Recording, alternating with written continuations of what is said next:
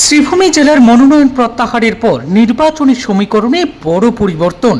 জেলার 8 জন প্রার্থী মনোনয়নপত্র প্রত্যাহার করায় 4টি বিধানসভা আসনে এখন মোট 47 জন প্রার্থী প্রতিদ্বন্দ্বিতার দৌড়ে এগিয়ে রয়েছেন বলে জানালেন জেলা আয়ুক্ত।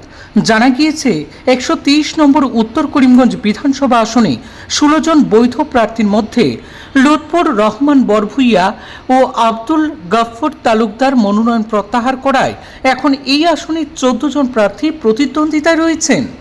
অন্যদিকে 124 নম্বর দক্ষিণ করিমগঞ্জ বিধানসভা আসনে 20 জন বৈধ প্রার্থীর মধ্যে 5 জন আব্দুল করিম, আহমেদ হোসেন লস্কর, শামসুল ইসলাম, গোলাম রব্বানী চৌধুরী ও মোহাম্মদ জাহারুল ইসলাম মনোনয়ন প্রত্যাহার করেছেন। ফলে এই আসনে প্রার্থী সংখ্যা দাঁড়িয়েছে 15 জন।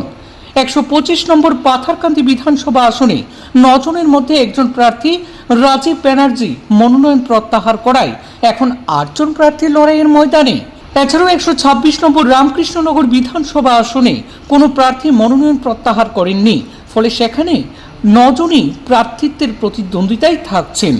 উল্লেখ্য, গত 24 মার্চ মনোনয়নপত্র যাচাইয়ের দিন জেলায় মোট 55 জন প্রার্থীর মনোনয়ন বৈধ বলে ঘোষণা করা হয়েছিল। প্রত্যাহারের পর সংখ্যাটি কমে দাঁড়িয়েছে 47-এ। জেলার 4টি কেন্দ্রেই এখন বহুমুখী প্রতিদ্বন্দ্বিতা তৈরি হয়েছে। মনোনয়ন প্রত্যাহারের বিস্তারিত জানালেন জেলা শাসক प्रदीप कुमार द्विवेदी। और 4 विधानसभा क्षेत्रों में करीमगंज नॉर्थ जो कि हेडक्वार्टर कॉन्स्टिट्यूएंसी है वहाँ कुल 14 कैंडिडेट हैं। करीमगंज साउथ में कुल 15 कैंडिडेट हैं।